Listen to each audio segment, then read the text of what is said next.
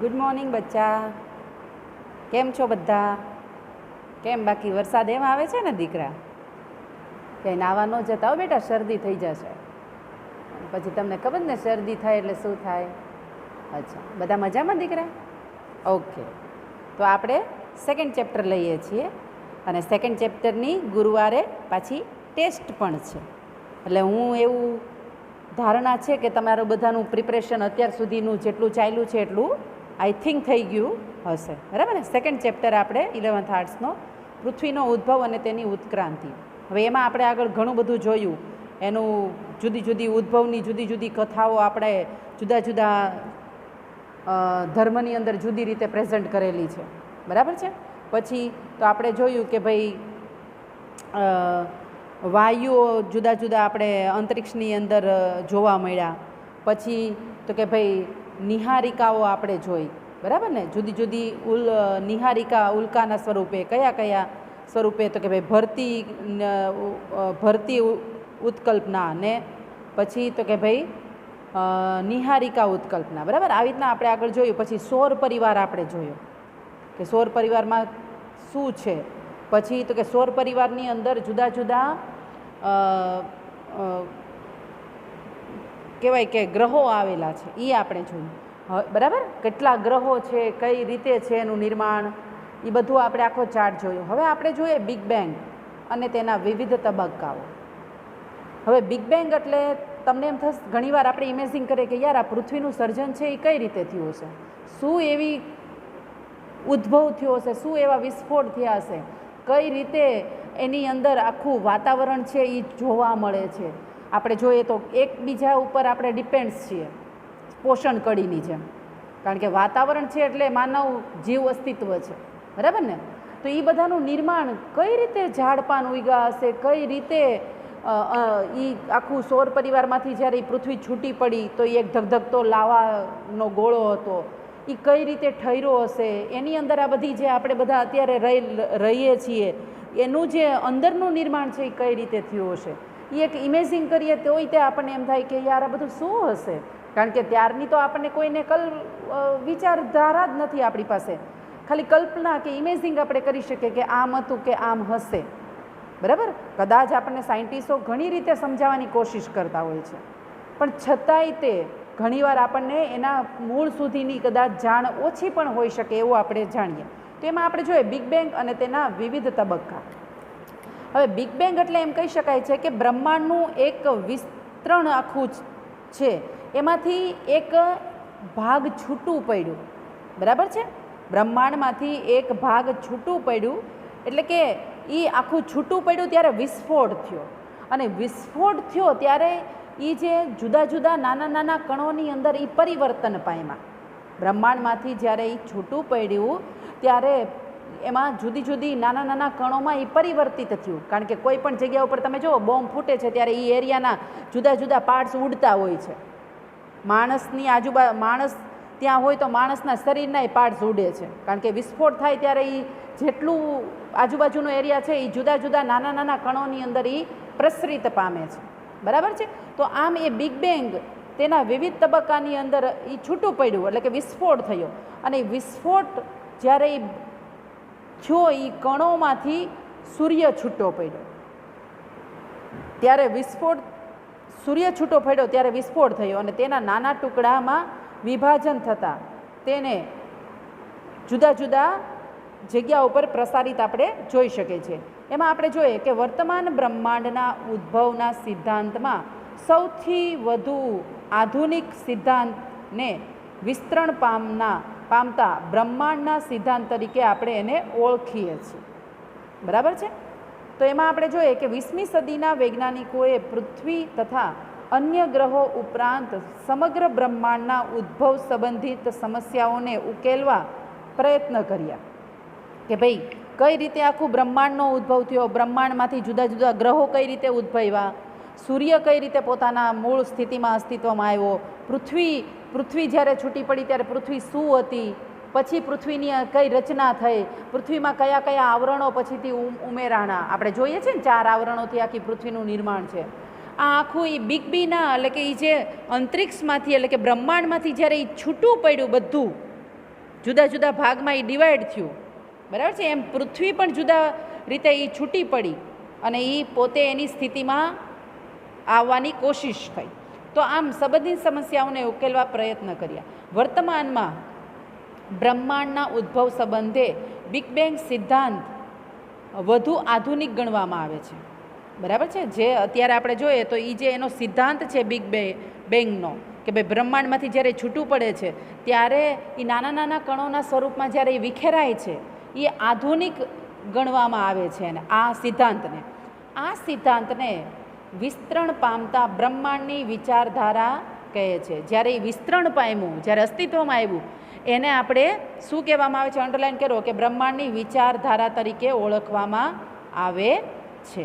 કે ભાઈ બ્રહ્માંડની વિચારધારા એટલે કે બ્રહ્માંડ એકચ્યુઅલી છે શું, એ કઈ રીતે અસ્તિત્વમાં આવ્યું, કયા એવા સંજોગો ઉત્પન્ન થયા હતા, કયું એવું વાતાવરણ સર્જાણું હતું, કેવા એવા વિસ્ફોટક કાર્યો થયા હતા કે જેના કારણે આખું બ્રહ્માંડ એ વિચારધારા તરીકે અસ્તિત્વમાં આવ્યું. અને એક વિસ્તરણવાદી સિદ્ધાંત છે. આ એક વિસ્તરણવાદી સિદ્ધાંત છે. આ ટીક કરજો દીકરા, આ એક વિસ્તરણવાદી સિદ્ધાંત છે. જે બેલ્જિયમ સિદ્ધાંત જ્યોર્જ લિમિત્રેએ બિગ બેંગનો સિદ્ધાંત આપ્યો છે. બિગ બેંગનો સિદ્ધાંત કોણે આપ્યો? તો કે જ્યોર્જ લિમિત્રેએ એ સિદ્ધાંત આપ્યો છે. સિદ્ધાંત એટલે કે એના વિશેની માહિતી, કઈ રીતે ઉદ્ભવ થયું, એમાં શું હતું, એના માટેનું એણે એક પોતાના રીતે રિસર્ચ કરીને એના ઉપર રિસર્ચ કરીને આપણને કઈ સિસ્ટમ હતી એ આપણને એણે સિદ્ધાંત આપ્યો છે. ઈસવીસન 1920માં એડવિન હમ્બલ, ટીક કરજો દીકરા, 1920માં એડવિન હમ્બલ નામના ખગોળશાસ્ત્રી હતા એ પોતે. એટલે કે આખું ભૂગોળનું નિર્માણ કઈ રીતે થયું એના વિશેની આખી એ પોતે સારા એવા ખગોળ વિદ્વાન હતા. જાહેર કર્યું કે બ્રહ્માંડનો વિસ્તાર થઈ રહ્યો છે. એણે જાહેર કર્યું કે બ્રહ્માંડનો વિસ્તાર છે એ થઈ રહ્યો છે. સમયાંતરે આકાશગંગાઓ અવિરતપણે એકબીજાથી દૂર ખસી રહી છે. હવે આગળ આવ્યું હતું આકાશગંગા, ખબર છે ને તમને? મેં ત્યારે તમને આકાશગંગા ફ્લેટની વાત કરી હતી, યાદ આવ્યું બચ્ચા? ઓકે. તો આકાશગંગા એટલે એક સ્કાય બ્લુ કલરનો એક પટ્ટો, બરાબર, જેને આપણે આકાશગંગા તરીકે ઓળખીએ છીએ. તો કે એ આકાશગંગાઓ અવિરતપણે એકબીજાથી દૂર ખસી રહી છે.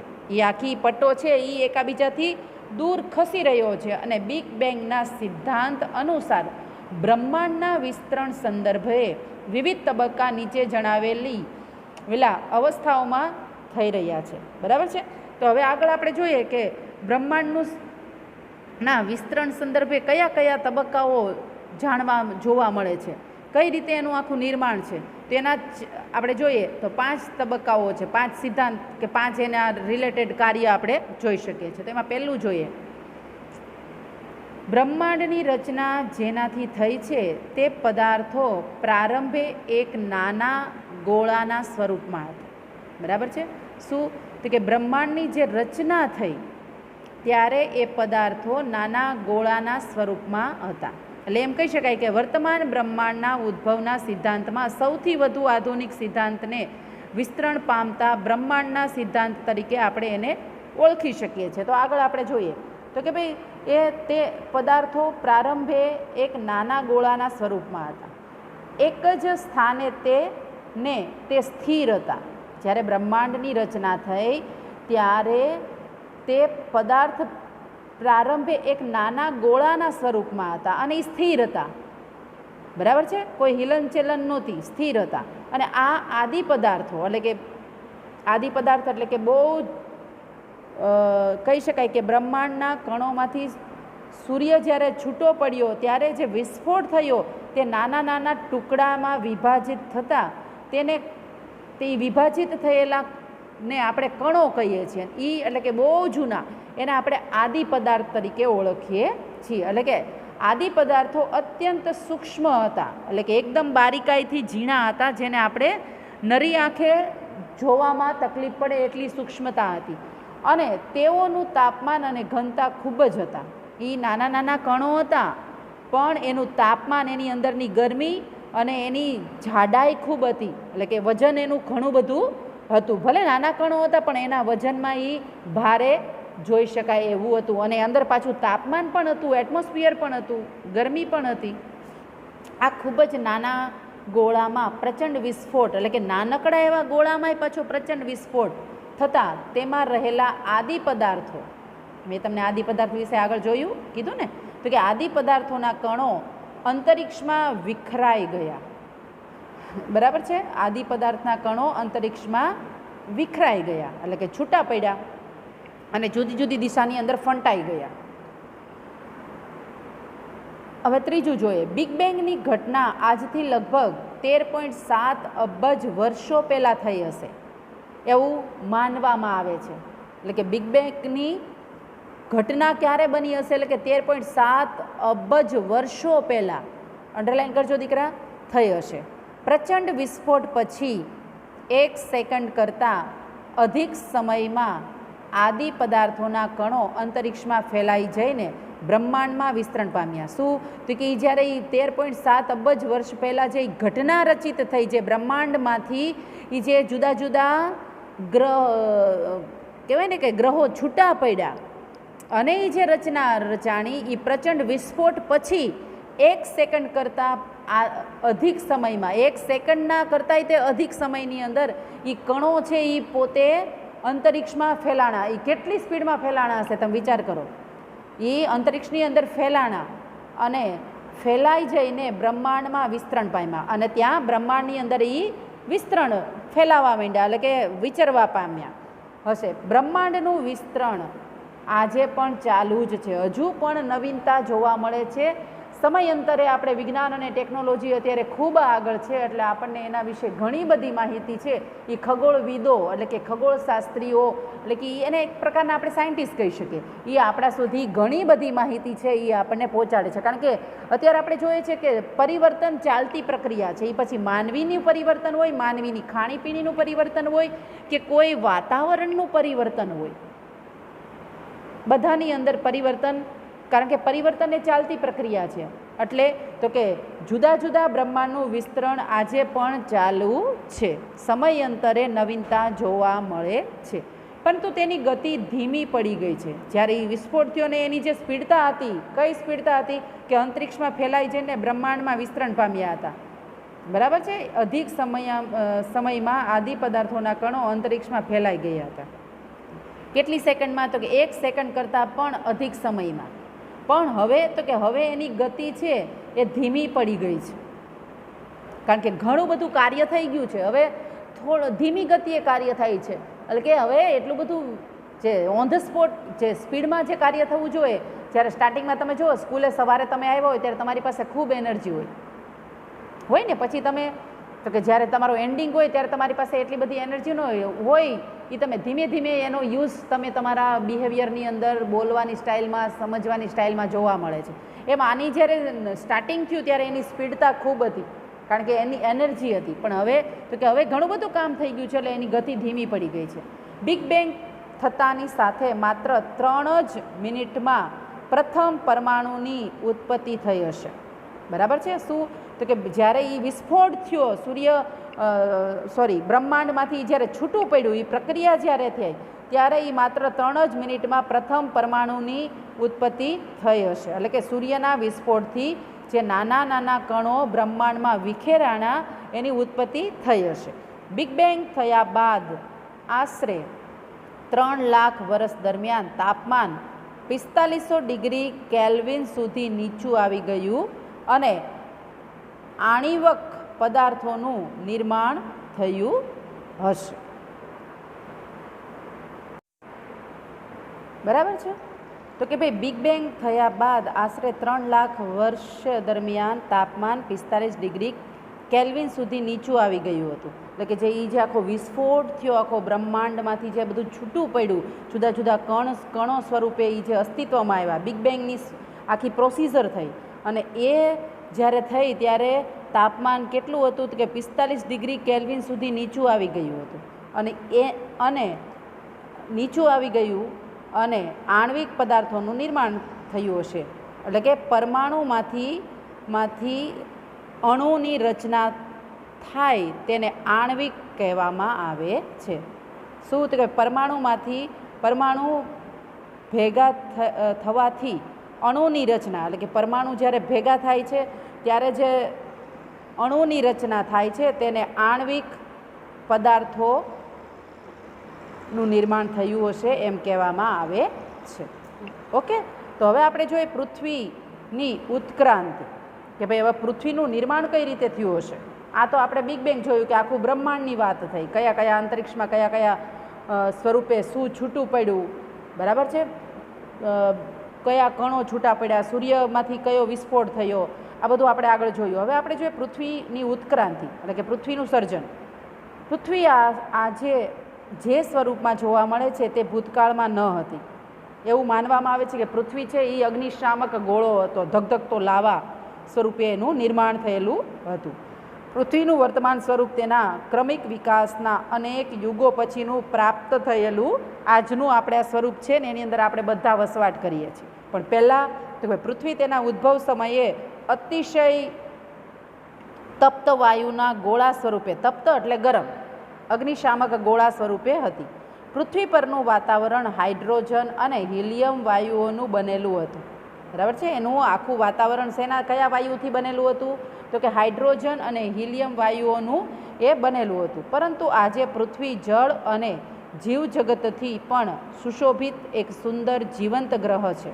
બરાબર, પહેલાં જ્યારે છૂટું પડ્યું ત્યારે જીવજંતુ કાંઈ કે આપણે નહોતા, કોઈ અસ્તિત્વમાં જ નહોતું, કોઈ વાતાવરણ જ નહોતું એની અંદર, એક ખાલી નકરી અગ્નિ જ હતી. પણ સમય લાગ્યો એ બધું જે છૂટું પડ્યું, જે અગ્નિશામક ગોળામાંથી એ ગ્રહ જે ગરમ હતો એ ધીમે ધીમે પરિવર્તન પામ્યો અને કે આજનું પૃથ્વીનું સ્વરૂપ જોઈએ તો એ અલગ જોવા મળે છે.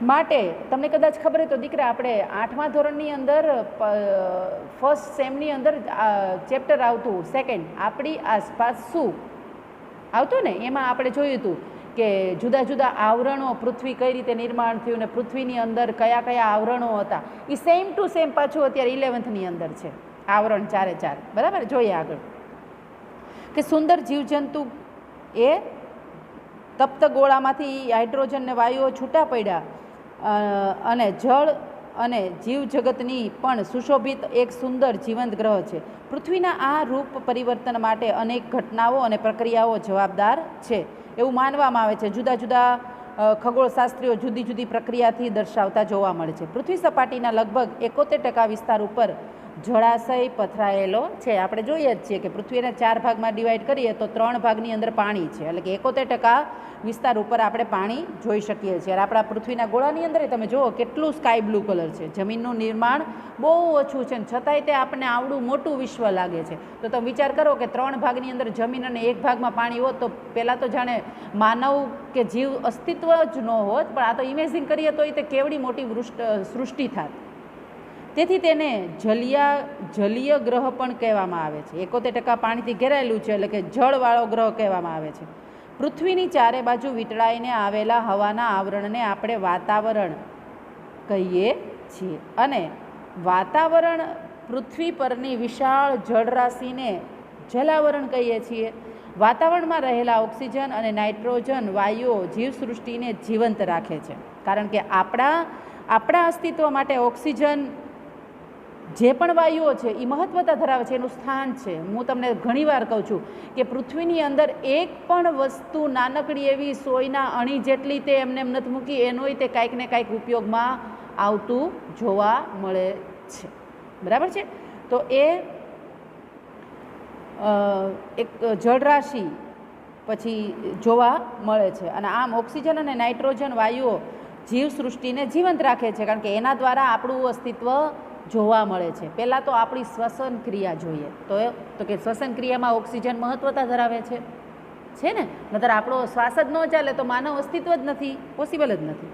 તો આમ પૃથ્વી સપાટીનું ઘન આવરણ જે માટીમાં રહેલા ઓક્સિજન અને નાઇટ્રોજન વાયુઓ જીવસૃષ્ટિને જીવંત રાખે છે અને એ ઘન આવરણ જે માટીના સ્તરો કે ઘન એટલે કે જાડું આવરણ છે ને, કારણ કે પૃથ્વીનું મૃદાવરણ છે એ આપણે જોઈએ છીએ તો કે એ ખડકો છે.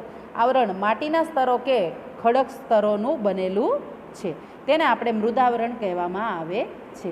મૃદાવરણ એ ભૂકવચ છે, એટલે કે પૃથ્વીનું એક ઉપરનું પતલું સફરજનની છાલ જેવું પતલું સ્તર છે, જે ભૂકવચ એટલે કે એ પૃથ્વીનું એક આખું કવચ છે કે જેનાથી રક્ષણ પામેલું છે.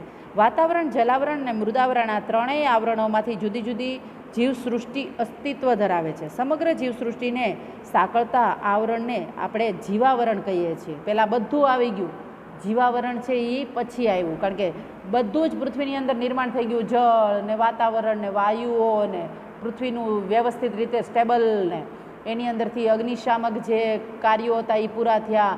આ વિસ્ફોટ થયેલા જે કણો છે આગળ આપણે જોયું બિગ બેંગનું, એ બધું સ્થિર થયા. પછી છે એ જે 4 આવરણો છૂટા પડ્યા, 4 આવરણો અસ્તિત્વમાં આવ્યા પૃથ્વીની અંદર. એમાં છેલ્લું છે જીવાવરણ, જે આપણે બધા કઈ રીતે તો કે આપણે બધા સરસ મજાની પૃથ્વીની અંદર પછી મૂકી દીધા કુદરતે કે જાઓ બગાડો, મોજ કરો, પૃથ્વીનો નાશ કરો. બરાબર છે? એવી રીતે આપણી એન્ટ્રી થઈ. બરાબર બચ્ચા? સમજી ગયા ને આપણી શું રોલ છે પૃથ્વીની અંદર? ખાલી આપણે લેવામાં જ સમજીએ છીએ, દેવામાં તો કંઈ સમજતા જ નથી માનવ અસ્તિત્વ બધું. ઓકે, હવે આપણે જોઈએ મૃદાવરણની ઉત્ક્રાંતિ. મૃદાવરણ એટલે કે પૃથ્વીનું નિર્માણ કઈ રીતે થયું હશે? કે મૃદાવરણ સરેરાશ 33 કિમીની જાડાઈ ધરાવે છે. ઉપરનું પડ 33 કિમીની જાડાઈ ધરાવે છે અને પૃથ્વીની ઘન સપાટીથી એટલે કે પૃથ્વીનું જે ઘન એટલે કે જાડાઈ છે એ સપાટીથી ભૂકેન્દ્ર એટલે કે પૃથ્વીના વચ્ચેનો એરિયા ભૂકેન્દ્ર તરફ જતાં સામાન્ય રીતે દર 32 મીટરની ઊંડાઈએ 1 સેલ્સિયસ તાપમાન ધરાવે છે. આ અંડરલાઇન કરજો દીકરા. પૃથ્વી સપાટીની નજીકના ભાગમાં પ્રસ્તર ખડકોનું પાતળું સ્તર છે. બરાબર છે? ખડકો આવતા પ્રસ્તર ખડકો ને આગ્નેય ખડકો ને બરાબર છે, એ પ્રસ્તર એટલે કે રૂપાંતરિત પામેલા ખડકો એટલે કે પ્રસ્તર ખડકોનું પાતળું સ્તર છે. તેના 2 પેટા વિભાગ છે, ભૂકવચ એટલે કે સિયાલ અને ભૂરસ એટલે કે સાયમા.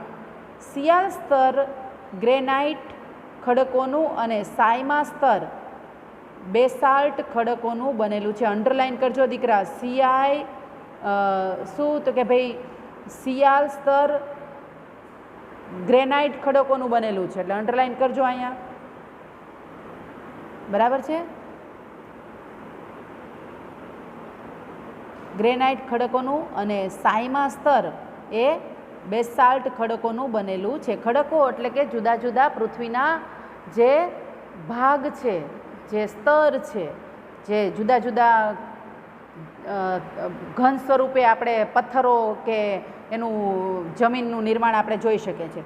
મૃદાવરણની નીચે આશરે 2880 કિમીની ઊંડાઈ સુધી મેન્ટલ કે મિશ્રાવરણ છે. તેને ભૂરસ પણ કહેવામાં આવે છે. બરાબર છે? ભૂરસ છે એની અંદર, જે મિશ્રાવરણથી પૃથ્વીના કેન્દ્ર સુધીનો વિસ્તાર ભૂગર્ભ. બરાબર છે? ભૂગર્ભ આપણે ઘણીવાર જો સાંભળ્યો છે ને ભૂગર્ભ એટલે કે નીચેનો ભાગ કે તરીકે ઓળખાય છે. તેને કેન્દ્રીય ધાતુપિંડ પણ કહેવામાં આવે છે. તેનો વ્યાસ 60-20 કિમી એટલે કે 6020 કિમી છે. આ સ્તરમાં નિકલ અને લોખંડના ખનિજ દ્રવ્યો મુખ્ય હોવાથી તેને નિફે કહે છે. આમાં કયા તો કે લોખંડના ખનિજ દ્રવ્યો સૌથી વધારે હોવાથી એને નિફે તરીકે પણ ઓળખવામાં આવે છે, કારણ કે પૃથ્વીનો ઉપરનો સ્તર અને પૃથ્વીનું ભૂભાગ બરાબર છે, એનું નિર્માણ કઈ રીતે થયું એ આખું આમાં જોવા મળે છે. તો કે પૃથ્વીનું ગુરુત્વાકર્ષણ કે ચુંબકીય બળ આ ધાતુપિંડને આભારી છે, કારણ કે એક તો એની ઘનતા વધારે છે એ ખડકોની, અને એની અંદર પાછું શું છે તો કે એની અંદર છે લોખંડના ખનિજ દ્રવ્યો, અને એના કારણે ત્યાં આપણે જોઈએ તો ગુરુત્વાકર્ષણ એટલે કે ચુંબકીય બળ આ ધાતુપિંડને આભારી છે. ભૂગર્ભમાં થતી ભૂસંચલન પ્રક્રિયા એટલે કે પૃથ્વીના પેટાળમાં થયેલી ભૂસંચલન પ્રક્રિયા 9th સ્ટાન્ડર્ડની અંદર 13મું ચેપ્ટર યાદ કરો, બરાબર છે. ભૂસપાટીની અંદર એટલે કે ભૂભાગની અંદર થતી ભૂસંચલન પ્રક્રિયા એટલે કે હિલનચલન અને આંતરક્રિયાના પરિણામે એટલે કે જે હિલચાલ થઈ પૃથ્વીના પેટાળની અંદર એના પરિણામે ખડકો, મહાસાગરો, પર્વતો, ઉચ્ચ પ્રદેશો, ફાટ ખીણો, કિનારાના મેદાનો વગેરે ભૂમિ સ્વરૂપો રચાયા. એટલે કે જે પૃથ્વીના પેટાળની અંદર જે વિસ્ફોટક ક્રિયાઓ થઈ, જે હિલચાલ થઈ, જે જાડો પદાર્થ હતો, એ બધું આપણે જોઈએ તો એ જે પૃથ્વીના સપાટીની ઉપર આવવાની કોશિશ કરી ત્યારે, અને એ કોશિશથી આપણે જોઈ શકીએ છીએ કે એની જે જાડાઈને કારણે ત્યાં ગુરુત્વાકર્ષણ બળનું ચુંબકીય બળ આધુનિક પિંડને આભારી છે. અને આમ જુદા જુદા ભૂભાગમાં થતી ભૂસંચલન પ્રક્રિયા અને અંદરની આંતરિક્ષ પ્રક્રિયાના પરિણામે શું રચાણું તો કે એમાં જુદા જુદા ખડકો અસ્તિત્વમાં આવ્યા, જ્યાં મોટા મોટા પથ્થરોને આપણે જોઈએ છીએ ને, મોટા મોટા પર્વતો છે, મોટા મોટા મહાસાગરો છે, પછી ઉચ્ચ પ્રદેશો આવેલા છે, ફાટ ખીણો જોવા મળે છે, પછી તો કે કિનારાના મેદાનો છે, કારણ કે સમુદ્ર અસ્તિત્વમાં આવ્યો છે તો એના કિનારાના મેદાનો વગેરે ભૂમિ સ્વરૂપો એના દ્વારા રચાય છે, બરાબર છે. તો આ થયું મૃદાવરણની ઉત્ક્રાંતિ. હવે આપણે જોઈએ વાતાવરણ અને જલાવરણનો ઉદ્ભવ અને ઉત્ક્રાંતિ. વાતાવરણ અને જલાવરણ, તો એમાં આપણે જોઈએ પ્રથમ અવસ્થા, પૃથ્વી પરના પ્રારંભિક વાતાવરણમાં હાઇડ્રોજન અને હિલિયમ વાયુઓ વિશેષ પ્રમાણમાં હતા. ટીક કરજો દીકરા. પૃથ્વીના પ્રારંભિક વાતાવરણમાં કયા વાયુઓનું નિર્માણ સૌથી વધારે હતું તો કે હાઇડ્રોજન અને હિલિયમ વાયુઓ વિશેષ પ્રમાણમાં પૃથ્વીની અંદર એનું અસ્તિત્વ હતું. સૂર્યના સૌર પવનોને કારણે પૃથ્વી પરના આદિકાલીન વાયુઓ દૂર થઈ ગયા. એટલે કે જે એના પવનોને કારણે જે પૃથ્વીની અંદર જે વાયુઓ છે એમાં નવીનતા જોઈ શકાણી કે અમુક જે યોગ્ય હતું એ વાયુઓની અંદર અસ્તિત્વમાં રહ્યું, બાકીનું તો કે એનામાંથી પવન છે એ પોતે લહેરખી દ્વારા એને દૂર કર્યું. આદિકાલની વાયુઓ દૂર થઈ ગયા અને વાતાવરણની ઉત્ક્રાંતિની આ પ્રથમ અવસ્થા કહી શકાય છે, અથવા તો પ્રથમ અવસ્થા હતી, બરાબર છે. હવે આપણે જોઈએ દ્વિતીય અવસ્થા, તો કે ભાઈ પૃથ્વી સમયાંતરે ઠંડી પડવા લાગી, કારણ કે પહેલાં જ્યારે પૃથ્વી અસ્તિત્વમાં આવી ત્યારે અગ્નિશામક ગોળો હતો, આવ્યું હતું ને આગળ આપણે, બરાબર. પછી તો કે ભાઈ હવે એ પૃથ્વી સમયાંતરે ઠંડી પડવા લાગી, ઠરવા લાગી, અને પરિણામે તેની અંદરથી વાયુઓ અને પાણીની વરાળ બહાર નીકળવા લાગ્યા. કે પૃથ્વીના પેટાળમાંથી વાયુ સ્વરૂપે ગરમી અને શું બીજું તો કે ભાઈ પાણીની વરાળ, બાફ એમ કહીએ છીએ, એ નીકળવા લાગ્યા. આ પ્રક્રિયાને વાયુ ઉત્સર્જન કહે છે. કોને તો કે પૃથ્વીના પેટાળમાંથી અંદરથી વાયુ અને પાણીની વરાળ બહાર નીકળી એને પ્રક્રિયાને આપણે શું કહીએ છીએ તો કે વાયુ ઉત્સર્જન કહીએ છીએ. ટીક કરજો દીકરા. આ અવસ્થા દરમિયાન વાતાવરણમાં પાણીની વરાળ, નાઇટ્રોજન, કાર્બન ડાયોક્સાઇડ, મિથેન અને એમોનિયા વાયુઓનું પ્રમાણ વિશેષ હતું. જ્વાળામુખીઓના પ્રસ્ફોટનના કારણે વાતાવરણમાં પાણીની વરાળ અને અન્ય વાયુઓનું પ્રમાણ વધતું જ રહ્યું. તો આ રીતે એની દ્વિતીય અવસ્થા થઈ, કારણ કે વિસ્ફોટ થયો, કારણ કે અંદરનો જ્વાળામુખી છે એ જ્યારે ઘણી બધી પ્રોસિજર પછી આપણા પૃથ્વીના ઉપરના સ્તરને તોડી શક્યું, અને એ જ્યારે બહાર નીકળ્યું ત્યારે પાણીના વરાળ ગરમ સ્વરૂપે અને ધગધગતા અગ્નિના સ્વરૂપે એ અસ્તિત્વમાં આવ્યું, અને એના દ્વારા ઘણી બધી જુદી જુદી પૃથ્વીના એરિયાનું નિર્માણ આપણે જોઈ શકીએ છીએ, ખડકોનું નિર્માણ જોઈ શકીએ છીએ, પર્વતોનું નિર્માણ જોઈ શકીએ છીએ, ક્યાંક એવા સ્લોબનું નિર્માણ આપણે જોઈ શકીએ છીએ. ઘણી રીતે એ આપણે અસ્તિત્વમાં જોઈ શકીએ છીએ. હવે આપણે જોઈએ તૃતીય અવસ્થા પૃથ્વીના નિર્માણમાં.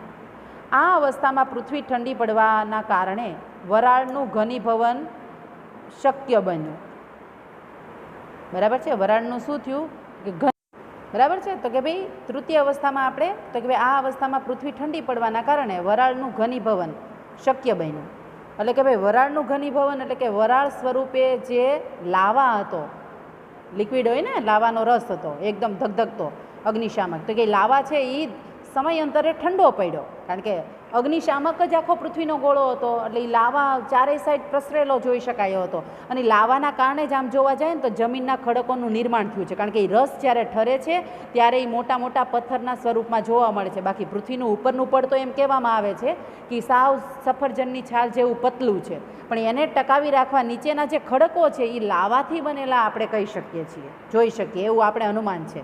તો કે ભાઈ વરાળ સ્વરૂપે લાવા ઠંડો પડતો ગયો અને તેનું નિર્માણ થયું, એટલે કે ઘનીભવન એટલે કે એ નિર્માણ થયું એને એકઠું થવું, બરાબર છે. અને એ એકઠું થયું અને એ શક્ય બન્યું, જેથી વૃષ્ટિ થવા લાગી, એટલે કે વરસાદ વરસવા લાગ્યો, અને વાતાવરણમાં રહેલો કાર્બન ડાયોક્સાઇડ વૃષ્ટિ જળમાં ભળી જવાના કારણે પૃથ્વી પરનું તાપમાન ઘટવા લાગ્યું અને મુશળધાર વરસાદ થવા લાગ્યો. એટલે એમ કહી શકાય કે પૃથ્વી જ્યારે અગ્નિશામક ગોળો હતો તો એને ઠરતા ખૂબ વાર લાગી હતી, બરાબર છે. અને એ વાર લાગવામાં વરસાદે ખૂબ પોતાનું કાર્ય છે એ કરેલું છે. અને એટલા માટે આપણે જોઈએ તો પૃથ્વીમાં ઘણા બધા એવા ઊંડા ઊંડા ખીણોય હતી, એવા ઊંડા ઊંડા ખાડાઓ પણ હતા. અને એ જ્યારે અગ્નિને બંધ એટલે કે સમાવવા માટે જ્યારે વરસાદ સ્વરૂપે જે બાફ સ્વરૂપે ઉપર ચડ્યું બધું પાણીની વરાળને આનું બધું, અને એ જે વાદળા બંધાણા અને એ જે વરસાદ સ્વરૂપે વરસા, અને એ જે મોટા મોટા ખાડાઓ જે હતા, જે આપણે બિલીવ ન કરી શકીએ એવા ખાડાઓ પણ ત્યારે હતા, અને એ વરસાદના સ્વરૂપે ભરાણા, એટલે એને આપણે એમ કહી શકીએ કે સમુદ્રનું નિર્માણ થયું હશે આવી રીતના, બરાબર છે. તો આમ વરસાદનું પાણી પૃથ્વી સપાટી પરના ઊંડી અને વિશાળ ગર્તાઓમાં એકઠું થયું. ગર્ત એટલે કે એવો ઊંડાણવાળો વિસ્તાર, બરાબર છે. મેં આગળ કીધું ને કે એ મોટા મોટા ખાડાઓમાં એ જે ભરાણું હશે, એટલે કે ગર્તાઓમાં એકઠું થવાના કારણે સાગરો અને મહાસાગરો રચાયા. એટલે કે પૃથ્વી તમે ઇમેજિન કરો કે કેવા ખાડા હશે જ્યારે નિર્માણ અસ્તિત્વમાં પામી હશે, પોતાના સ્વરૂપમાં આવી હશે ત્યારે, અને કેટલો વરસાદ વરસ્યો હશે કે પૃથ્વીની અંદર 3 ભાગમાં પાણી એકઠું થઈ ગયું. અને કેવા ખાડા હશે, ખાડા તો ન કહી શકાય, કારણ કે વિશાળ માત્રામાં સમુદ્ર છે ને મહાસાગરો આવેલા છે, બરાબર છે. તો આમ આરંભ થયો. પ્રકાશ સંશ્લેષણની પ્રક્રિયા આજથી 250 થી 500 કરોડ વર્ષ, આ ટીક કરજો મારા બચ્ચા, 500 કરોડ વર્ષ પહેલાં વિકસી. લાંબા સમય સુધી સજીવો ફક્ત મહાસાગરો સુધી સીમિત રહ્યા. સજીવ છે એ મહાસાગર ફરતા સીમિત રહ્યા, સજીવ એટલે કે જે જીવંત છે એવા એ આજુબાજુમાં સીમિત રહ્યા. પણ પ્રકાશ સંશ્લેષણના કારણે વાતાવરણમાં ઓક્સિજનનું પ્રમાણ વધ્યું. પછી જેમ જેમ સૂર્ય પોતાના અસ્તિત્વમાં આવ્યો, પ્રકાશ સંશ્લેષણની પ્રક્રિયા શરૂ થઈ, એમ વાતાવરણની અંદર ઓક્સિજનનું નિર્માણ વધ્યું. મહાસાગરો ધીમે ધીમે ઓક્સિજનથી તૃપ્ત બન્યા, કારણ કે ઓક્સિજન છે એ કોઈ ગરમી છે એને સમાવે છે, કારણ કે એમાં એટલી તાકાત હોય છે ઓક્સિજનમાં, બરાબર છે.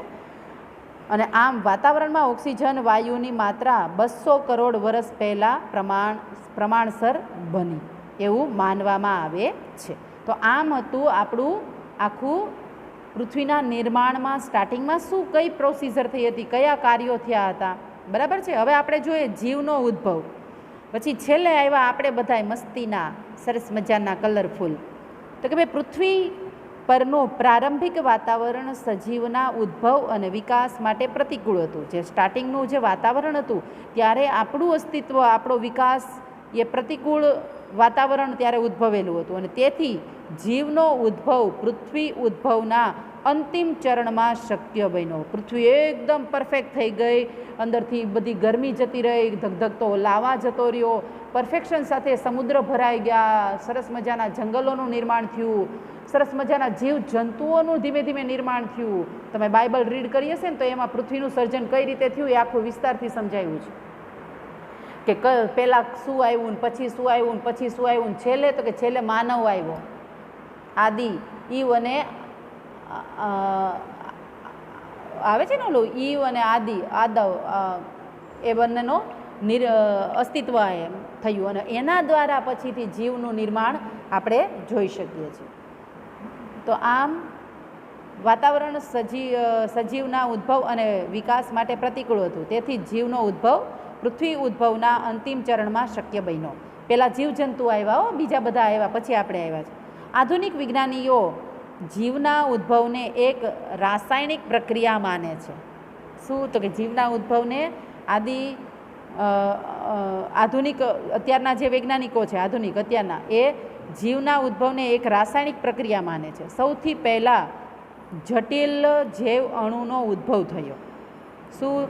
કે ભાઈ પૃથ્વીના નિર્માણમાં સૌથી પહેલાં જ્યારે જીવનો અસ્તિત્વનું નિર્માણ થયું, એમાં સૌથી પહેલાં કોણ આવ્યું? તો કે ભાઈ સૌથી પહેલાં જટિલ જૈવ અણુનો ઉદ્ભવ થયો અને આ અણુઓના સમૂહમાંથી જીવનો ઉદ્ભવ થયો.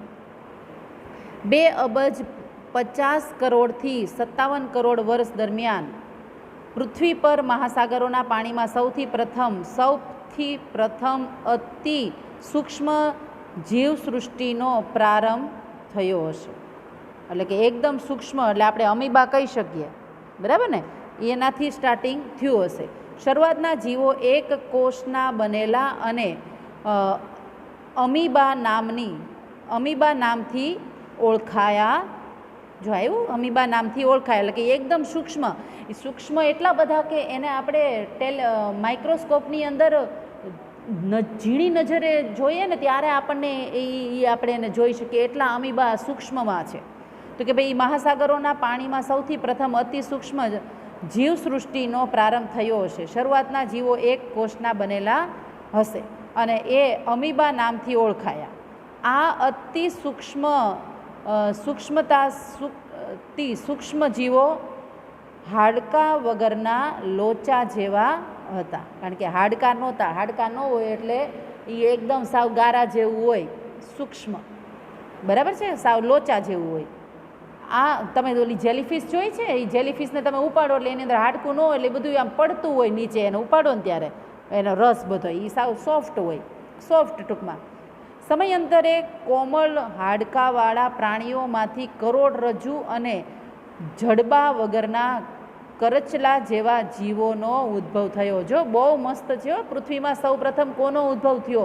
અમીબા પછી કોણ આવ્યું? કરોડરજ્જુ, એટલે કે હાડકાનું નિર્માણ થયું. પછી તો કે એ જે કરચલો જે આવે છે ને, અત્યારે કરચલો છે જ પાણીનો એક જીવ છે. તો કે ભાઈ કરચલા જેવા જીવોનો ઉદ્ભવ થયો.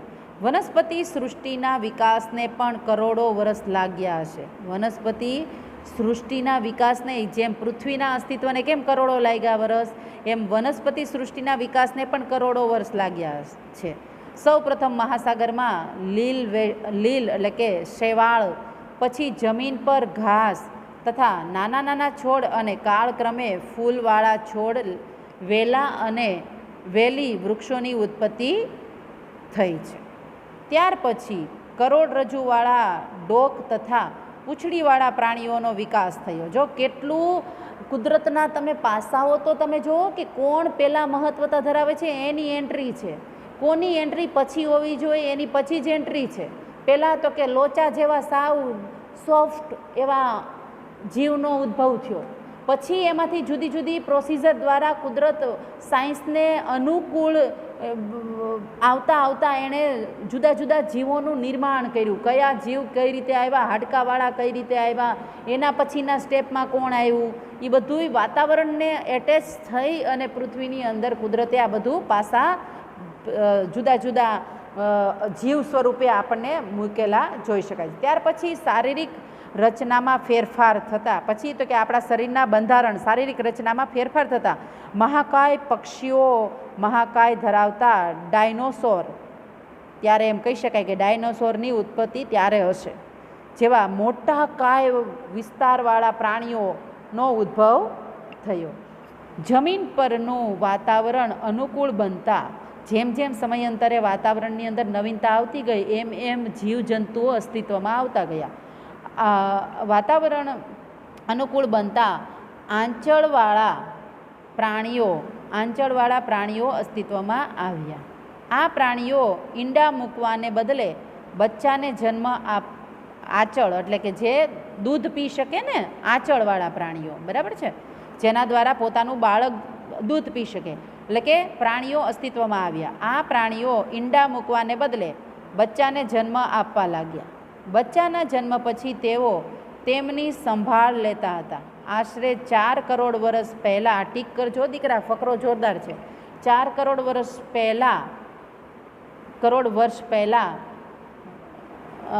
વાનરોની ઉત્પત્તિ થઈ. એટલે કે આપણા પૂર્વજો બધા મસ્તીના કૂદકા મારવાવાળા જે હજી એના સેમ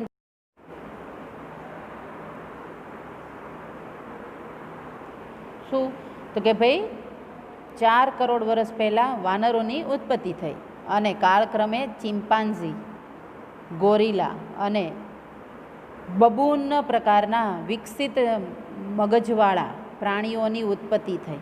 વિકસિત વાનરોના લક્ષણો માનવને મળતા આવતા હોવાથી વિદ્વાનોએ તેમને અર્ધમાનવ કે કપી માનવ તરીકે ઓળખાવ્યા છે. એટલે કે વાનરોમાં માણસોના સિમ્ટમ્સ જોવા મળ્યા, વિચાર શ્રેણી, અમુક એની સ્ટાઇલો, બરાબર છે, એ બધું જે એના શરીરની અંદર કે એના માનસ પટલ ઉપર જોવા મળ્યું.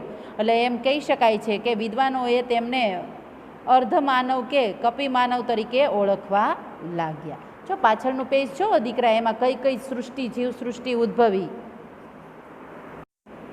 જો કઈ રીતે આખું કાળચક્ર છે. જુઓ તમે, કોણ કોણ કઈ કઈ રીતે અસ્તિત્વમાં આવ્યા, બરાબર ને.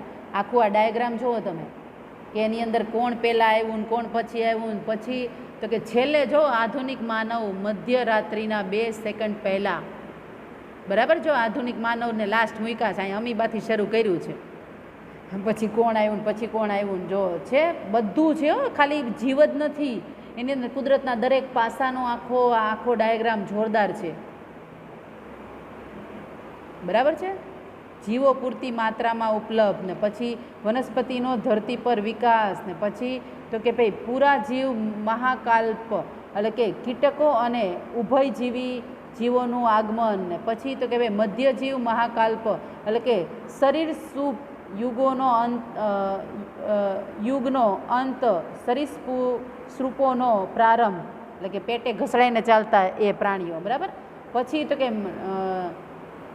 નવજીવન મહાકાલ્પ, એટલે કે સમસ્ત પ્રાણીઓના યુગનો પ્રારંભ.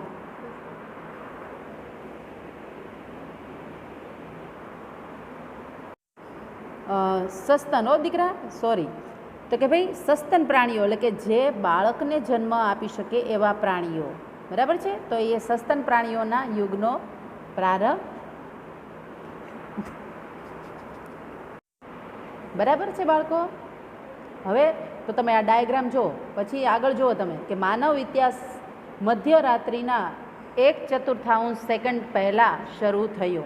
એટલે અહીંયા જોયું તમે, જે આ આખું જીવ, આ બ્લેક કલરનો એરો છે ને, એ જુઓ તમે, બરાબર છે. ત્યાં તો કે એ આખી પૃથ્વી છે, પૃથ્વી નહીં પણ પૃથ્વીમાં જમીન ક્યાં છે તો કે આટલા એરિયામાં જમીન છે, ને આટલા એરિયામાં કેટલી વિવિધ પ્રકારની આઇટમો આપણે બધા છીએ, બરાબર ને. પછી તો કે બાકીના એરિયામાં આપણે જોયું તો કે પાણી અસ્તિત્વમાં છે. એટલે પૃથ્વીની અંદર પાણી 71% આપણે જોઈ શકીએ છીએ, જમીન ખાલી આટલી જ છે. અને એ આટલી જમીનમાં તે કેટલી વેરાયટીવાળા છીએ આપણે બધા, વિચાર કરો તો 3 ભાગવાળો આ એરિયા છે. ત્યાં જો જમીન હોત તો આપણે બધા કેવા વ્યક્તિત્વ હોત ને કેવા જીવજંતુ હોત, બરાબર ને. તો બાળકો, આટલું આપણે રાખીએ છીએ. આપણો આ ચેપ્ટર આજે પૂરો કર્યો એવી આશા રાખું છું. બનતી કોશિશ ખૂબ કરી છે કે તમને ઝીણામાં ઝીણી માહિતી તમારા સુધી પહોંચાડી શકું. તો તમને સમજાઈ ગયું હશે. થોડીક તમે તે મહેનત કરજો, સમજજો, અને જુદા જુદા જે પણ અંડરલાઇન કરાવી છે એને રીડ કરજો, કે જેનાથી તમારા ક્વેશ્ચનના આન્સર તમને મળી જાય. ઠીક છે દીકરા? Okay, bye, take care, miss you.